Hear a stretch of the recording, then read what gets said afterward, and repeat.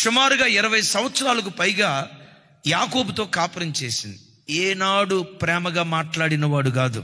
నేనంట ప్రపంచంలో ఏ స్త్రీ అయినా ఎవరి ద్వేషాన్నైనా తట్టుకోగలుగుతుందేమో, కానీ కట్టుకున్న భర్త ద్వేషాన్ని ఏ భార్య తట్టుకోలేదు. ఆ ఇంట్లో అడుగుపెట్టినప్పుడు అత్తమామలు ద్వేషించారు.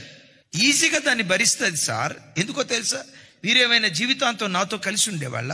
నా భర్త నాకు పర్మనెంట్.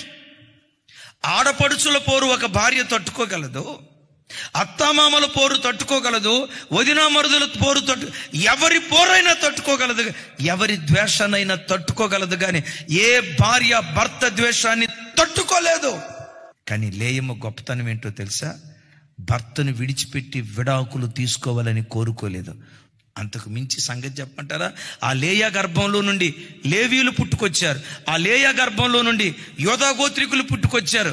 ఆ లేవి గోత్రంలో నుండి దైవజనుడైన మోషే, దైవజనుడైన అహరోను, ప్రవక్తి అయిన మిరియామి, the great Samuel, the great Ezra, బాప్తిస్మమిచ్చి యోహాను. అదే లేయా గర్భంలో నుండి యోధా పుట్టుకొచ్చాడు.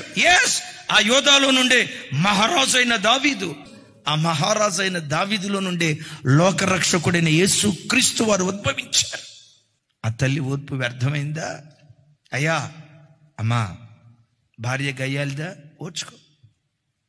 నీ ఇంటిలో నుంచి ప్రవక్తలను దేవుడు పుట్టిస్తాడు, రాజులను దేవుడు పుట్టిస్తాడు, ప్రపంచాన్ని తలకిందులు చేసే వ్యక్తులను దేవుడు పుట్టిస్తాడు.